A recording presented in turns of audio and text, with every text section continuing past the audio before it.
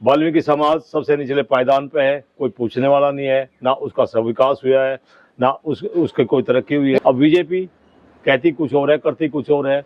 इन्होंने बंटवारा कर दिया इसी में, भाई दलित और वाल्मीकि अलग अलग हो जाए। 40 बिरादरी है। नमस्कार, मैं विक्रम और आप देख रहे हैं हिंदू वॉइस। आज हम दिल्ली से चलकर एक गांव पहुंचे हैं और इसलिए क्योंकि यूपी चुनाव आने वाला है। अभी साल भर बाकी है, लेकिन उससे पहले ही तमाम चीज़ें यूपी में शुरू हो चुकी हैं।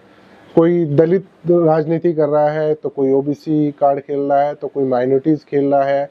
तो इन सब पर बातचीत करने के लिए कुछ अच्छे लोग भी होने चाहिए जो समाज का आईना दिखा सकें कि इस समाज में क्या चल रहा है। उसी पर बातचीत करने के लिए हमारे साथ मौजूद हैं राकेश वाल्मीकि जी। ये दलित नेता रहे हैं, राजनीतिक विश्लेषक हैं, यूपी में सालों से एक्टिव है, नेता रहे हैं, जिला पंचायत सदस्य रहे हैं और भारतीय जनता पार्टी के भी जिला अध्यक्ष रहे हैं। कहाँ से रहे हैं उन सब पर भी बातचीत करेंगे। तो बहुत बहुत स्वागत है राकेश जी आपका। पत्रकार महोदय, आपका बहुत बहुत धन्यवाद है। मैं सबसे पहले आपका चैनल का और आपका धन्यवाद करना चाहता हूं कि आपने मुझे ये अपने चैनल पर आने का मौका दिया। सर, सवाल ये है कि देखिए, चुनाव में तो अभी वक्त है यूपी में, लेकिन चुनाव से पहले जो आम जन के मुद्दे होते हैं जी, भारतीय जनता पार्टी क्योंकि प्रदेश में भी है, हम लोग यूपी में बात कर रहे हैं आपसे बैठ के, और देश में भी है, पिछले 12 सालों से चल रही है। तो आपको क्या लगता है मौजूदा हालात में किस तरह से काम ये सरकार कर रही है? सही माने में पत्रकार साहब, इस सरकार को जो काम करना चाहिए था दलितों के प्रति, नौजवान के प्रति, किसान के प्रति और विशेषतया दलितों के प्रति जी, इस हिंदुस्तान में वो उस परिप्रेक्ष्य में उस सीरीज में काम नहीं हो पा रहा है। तो मैं आपके इस हिंद वॉइस चैनल के माध्यम से सबसे पहले आपका धन्यवाद करना चाहता हूँ, आपके चैनल का धन्यवाद करना चाहता हूँ। बहुत बहुत बधाई आपको, आपने मुझे मौका दिया। मेरा नाम राकेश वाल्मीकि है और मैं जनपद बागपत में जिला पंचायत सदस्य रहा हूँ। मैं बीजेपी का एससी मोर्चा रहा हूँ। मैं बिनौली ब्लॉक में सोसाइटी का भी डायरेक्टर रहा हूँ और बहुत लंबे समय से हम वाल्मीकि समाज की, क्षेत्र की, जनपद बागपत की राजनीति में, मतलब समाज सेवा, एक प्रकार से समाज सेवा में बहुत लंबे समय से तल्लीन है। एक प्रकार से हम लगे हुए हैं। आज का जो मुद्दा है पत्रकार महोदय विक्रम जी, सबसे बड़ा मुद्दा विकास का है। और मैं जब पढ़ता था हमारे टाइम पे, तो उस समय पे एक श्लोक होता था संस्कृत का, विद्या विदाय धनमदाय शक्ति परिणाम परिपीडनाय। विद्या विदाय, विद्या आदमी को विद्या जितनी आप खर्च करेंगे वो ज्यादा बढ़ेगी। विद्या विदाय धनमदाय, अगर धन को अच्छी जगह आप खर्च करेंगे तो वो बढ़ेगा। और शक्ति परिणाम परिपीडनाय। आज की तारीख में मोदी योगी हिंदुस्तान के सर्वोपरि हैं। योगी जी यूपी में है तो मोदी जी देश में है। तो मैं आपके चैनल माध्यम से ये अपनी आवाज़ वाल्मीकि समाज की, दलितों की और ये डीएससी का जो मुद्दा चल रहा है इसे विशेषतया मोदी जी तक पहुंचाना चाहता हूं। आज भी वाल्मीकि समाज सबसे निचले पायदान पे है, कोई पूछने वाला नहीं है, ना उसका सविकास हुआ है, ना उसके कोई तरक्की हुई है। आपको तो मौका दिया बीजेपी ने, आपको जिला अध्यक्ष बनाया एससी का, उसके बाद भी क्या आपको ऐसी कोई पावर नहीं मिली कि आप भी कुछ करें? देश में सरकार दलितों की, प्रदेश में सरकार दलितों की रही है, दलितों के सहयोग से सेंट्रल में भी रही है। मुझे एससी मोर्चे का जिला अध्यक्ष बनाया था बीजेपी में बागपत में। जब वाल्मीकि, ये बीजेपी जो है यहाँ सत्ता में नहीं थी। जब ये सत्ता में आती है बीजेपी, तो ये अपने लोगों को जो उनके नजदीक होते हैं उन्हें पद बांटे जाते हैं। मैं जिला पंचायत सदस्य, रात दिन की मेहनत करने के पश्चात मैं 11,500 वोटों से वार्ड नंबर 2 जिला पंचायत सदस्य बना था और मेरा एक तरफा जनसेवा थी। तो ये मैं अपने दम पे बना था। और वाल्मीकि क्षेत्र में उस टाइम पे पूरे जनपद बागपत में वाल्मीकि अकेला जिला पंचायत सदस्य था मैं। तो जिस तरह से बीजेपी को वाल्मीकि सब, जिस तरह बीजेपी नारा देती है वाल्मीकि समाज को आगे बढ़ाने का, किसान को आगे बढ़ाने का, नौजवान को, तो मुझे लगता है उस तरह से बीजेपी अपनी लाइन पे चल नहीं रही। अच्छा, लेकिन वो तो दावा करते हैं हम दलितों को साथ लेके चलने सबसे अच्छा फायदा, और यहाँ तक कि आज कल दलित ने नहीं, वो उनको कहा कि वो हिंदू है और अब सनातनी सब एक है, जात पात की करो विदाई, हम हिंदू भाई भाई। पत्रकार महोदय, बहुत अच्छा सवाल आपने किया है।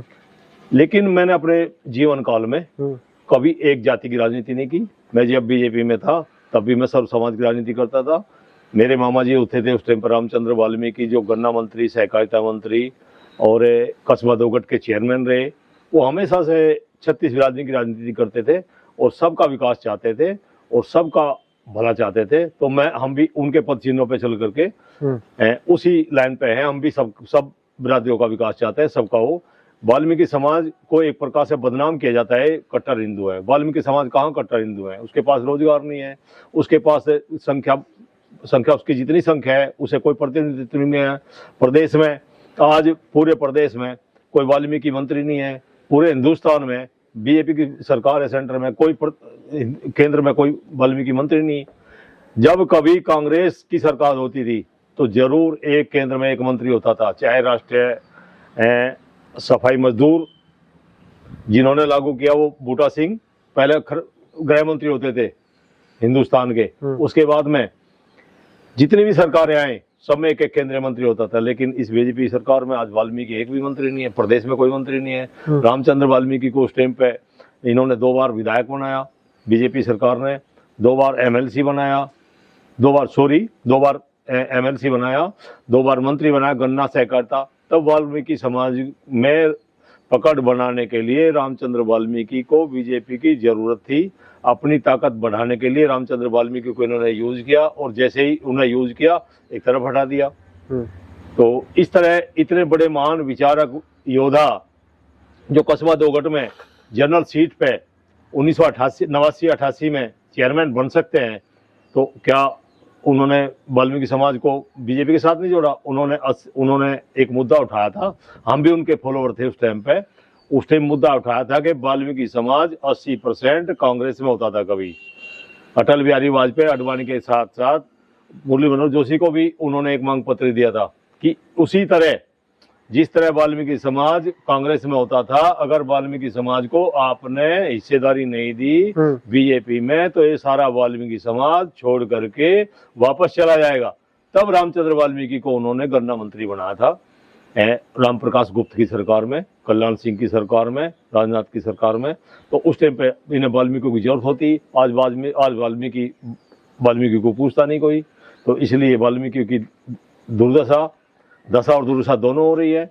बहुत अच्छे लोग बीजेपी में वाल्मीकि समाज के लोग सेवा कर रहे हैं, लेकिन कोई पूछने वाला नहीं है। यहाँ केवल राजनीति उन लोगों की चलती है जो परिक्रमा करते हैं। अच्छा जी, लेकिन इसके साथ साथ और भी बहुत सारी चीजें जो भारतीय जनता पार्टी दावा करती है प्रदेश में कि वो जहाँ पर टिकट भी देती है, तो फिर वो एससी समाज में किसको ज्यादा जा रहा है? बस डू एंड डाई, अंग्रेजों का एक फार्मूला था, डू एंड डाई, करो या मरो।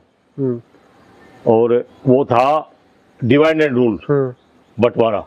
तो इन्होंने एक आरक्षण के मामले पे वर्गीकरण अलग अलग कर दिया कि भाई जाटव समाज अलग हो जाएगा, ये ताकतवर है, और वाल्मीकि समाज अलग हो जाएगा। लेकिन ये लड्डू बंदर बाट कहते हैं देहाती भाषा में, बंदर बांटो, बंदरों के बीच में लड्डू फेंक दिया। मैं तो ये मानता हूँ पत्रकार जी, जिन लोगों का विकास हो चुका, अच्छा, उन्हें एक तरफ करिए। मैं केवल आरक्षण की भी बात नहीं करता, मैं करता हूँ कमजोर वर्ग को आगे बढ़ाने की। कमजोर वर्ग चाहे जिस जाति का व्यक्ति हो, जो भी जाति कमजोर है उन्हें सबको लाभ देना चाहिए। अब बीजेपी कहती कुछ और है, करती कुछ और है।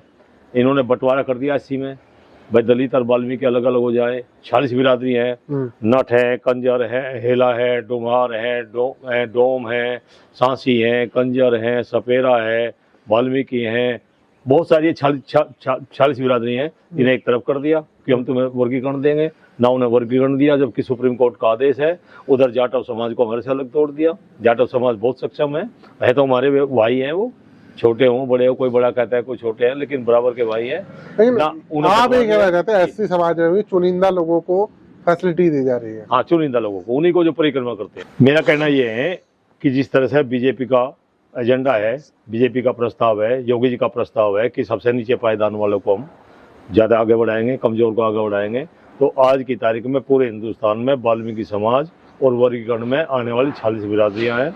तो मेरा अनुरोध है यहाँ के राष्ट्रपति, महामहिम राष्ट्रपति महोदय से और माननीय प्रधानमंत्री से, योगी जी से, कि वाल्मीकि समाज को आने वाले 2027 के चुनाव में ज़्यादा से ज़्यादा टिकट दिए जाए, जो लोग ज़्यादा मेहनती हैं उनको टिकट दे करके इस वाल्मीकि समाज का भी उद्धार करने का प्रयास करें, तभी ये उनका नारा सफल हो सकता है।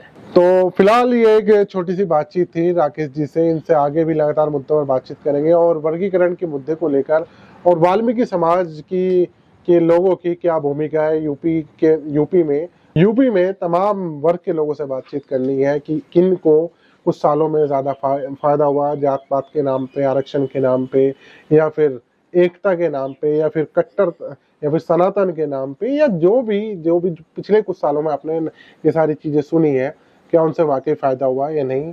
तो ये चुनावी यात्रा लगातार यूपी चुनाव तक चलती रहेगी। तो वीडियो को शेयर कीजिएगा। अगले एपिसोड में फिर मुलाकात होगी इनसे, तब तक के लिए दीजिए इजाजत।